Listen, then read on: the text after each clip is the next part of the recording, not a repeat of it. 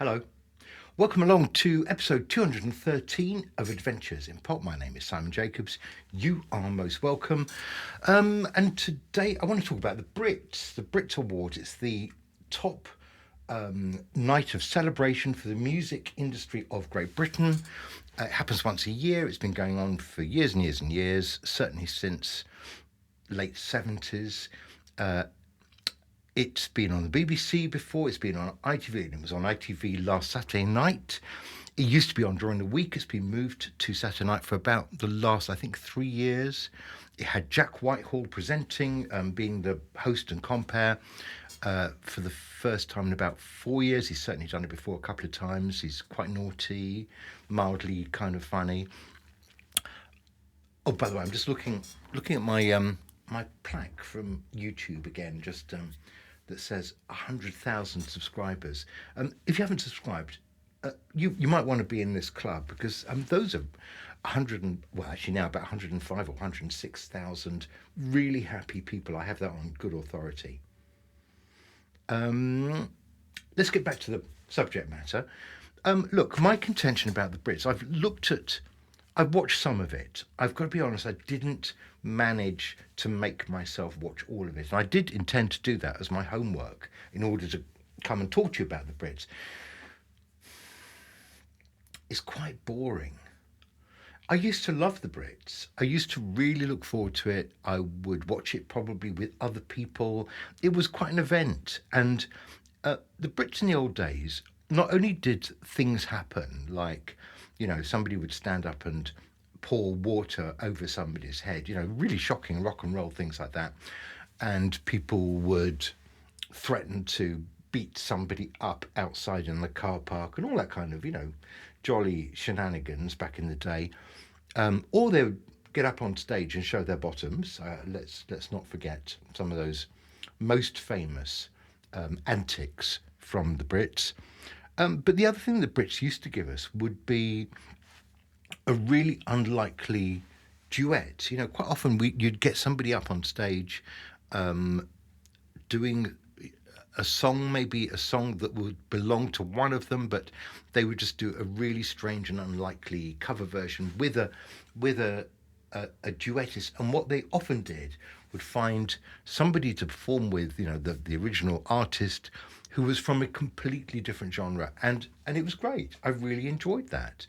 I remember things like, what's her name? Charlene from Texas singing with Method Man, doing that Texas big hit, whatever it was called. So, this time round, I've got to say, it all seemed a bit tame, apart from, now come on, there were a few exceptions. And I do understand that apparently 820 people have complained to ITV about certain things that happened on Saturday night at the Brits. So look, it's basically going out kind of nearly live, but obviously not quite live, because one of the things that people noticed, and it's hard not to notice, is that every now and again it just blanked out the sound because somebody was obviously going to be saying something. Somebody was saying something rude and unpleasant, and they were able to get in there first and just blank it. That's very sad to me. I know that you don't want to have people swearing and cursing before the watershed. But what we did have before the watershed was Sabrina Carpenter showing her knickers. I mean, is that okay? I think I'd rather have the swearing than the kind of relentless kind of sexual antics of Sabrina Carpenter. Now, look, I'm not actually very prudy about these things. I don't really care. It doesn't offend me. But I was watching Sabrina Carpenter and thinking, this is so unsubtle that it is about sexy as a cold shower. It isn't at all sexy to be, kind of thrusting yourself around and making sure your legs are open and pretending you're giving a beef eater, I suppose. One of our chaps. What looks like, possibly a blowjob. Anyway, so it opens with Sabrina Carpenter. It opens with some funny stuff from Jack Whitehall. Then Sabrina Carpenter is the main event at the beginning. And apparently, Sabrina Carpenter, partly because she was coming on early in the proceedings, had the greatest peak number of viewers while she was on. So I should just tell you a little bit about the viewership of this thing. Apparently, on ITV on Saturday night, 2.5 million people in this country watched it. Now, 2.5 million, it's okay. It's not brilliant, it's not terrible, and apparently that is about the same as the year before when it was also on a Saturday night, and a bit less than 2 years ago when it kicked off on a Saturday night, I think for the first time, and they had Harry Styles on. I think he managed to push up the viewership to over 3 million. So less than 3 million, but when Sabrina was on, it did hit 3 million briefly, apparently. Then, of course, that is not the end of kind of counting the numbers, because then they also count the numbers of how many views things get from this across social media. And we're talking, in the 60, 70 millions then. So it has a whole life after it's had its TV coverage, obviously, of going out across social media. And then on that count, this year's did quite a bit better than last year's, apparently. And now, look, I mentioned that there were about 800 complaints. Apparently, now these complaints broke down into two sets, but they were all about kind of, I suppose, sexual behaviour or sexual clothing. So people were getting a bit worried about titillation, I suppose we could call it. So a number of the complaints were about Sabrina's opening piece, where she did a number of songs, as I say, with kind of the British busbies who you'll see outside the Houses of Parliament, that kind of look, obviously all trained dancers. And the other half of those complaints were aimed towards Charlie's XCX outfit. Now, she was the big winner of the night, and but also was wearing a very revealing dress, and apparently she was told that she wasn't performing because her dress was too sheer, and she certainly said something in favour of being able to show her nipples. I don't care about this. And if that really is the kind of, if that's the thing that gets people either excited, animated, talking about the pop industry, I'm sort of a bit like, oh, okay, is that really sort of like the best that the industry can give us? I felt like the whole night was a bit ho-hum, and the people who performed were a little bit ho-hum too. I'm not a big Sabrina Carpenter fan. There was Miles Smith, the guy from Luton. But let me run through for you the big winners, because I think we should just mention that.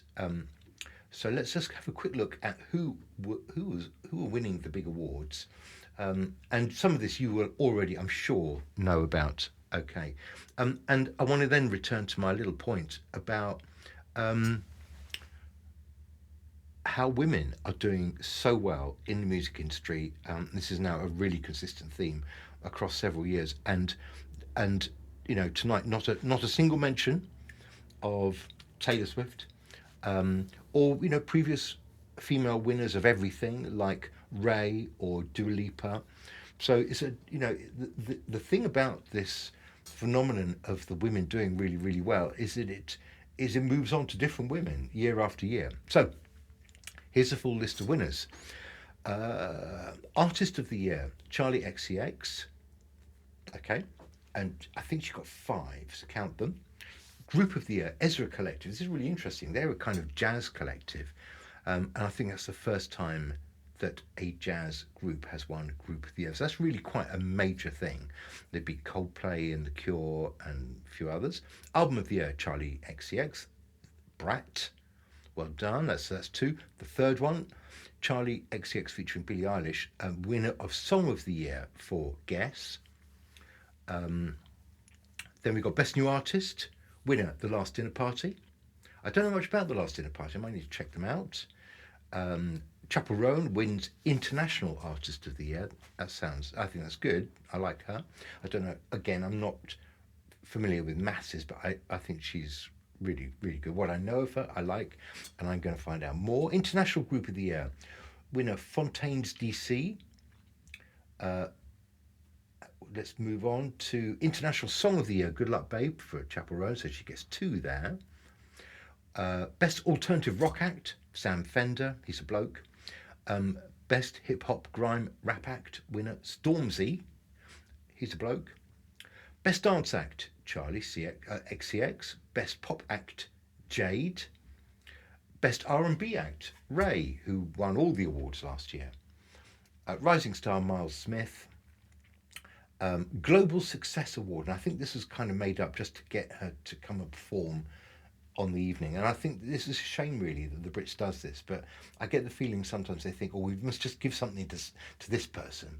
You know, they've done ever so well and they've come along, so let's make sure we've got an award for them. So that was for Sabrina Carpenter, Global Success Award. Songwriter of the Year winner, Charlie XCX. And Producer of the Year, A.G. Cook, who I don't know at all. Sorry, A.G.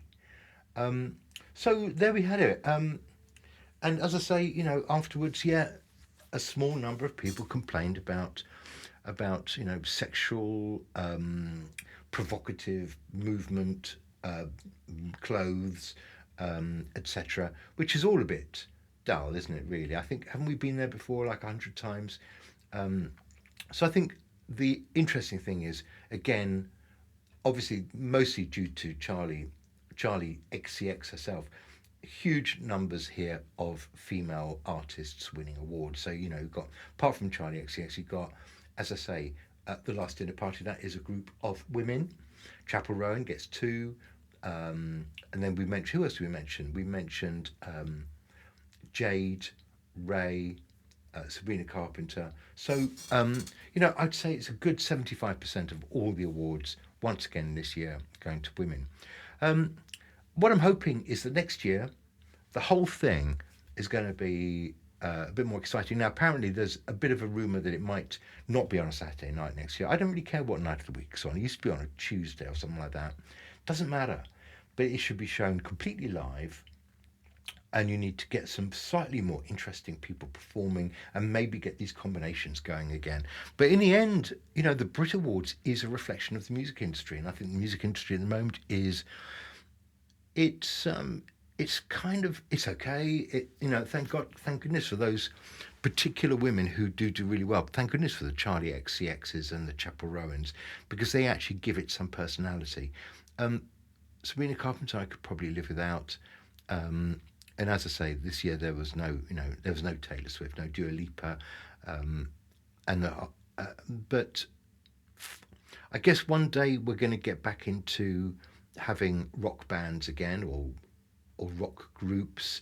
At the moment, we seem to have a massive absence of that, and as I've mentioned before, the charts are dominated by solo artists, and particularly solo women.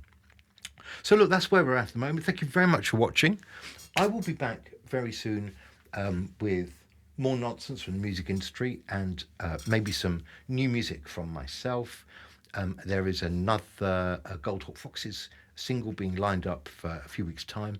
And do check out My Suburban Street. That came out last week. And if you haven't heard it, you know, I haven't got all day, have I? Dear, oh dear. Go and listen to it now. Don't say anything. I let you off. Go and hear it now. And thank you for watching, and I'll see you again very soon. Bye-bye.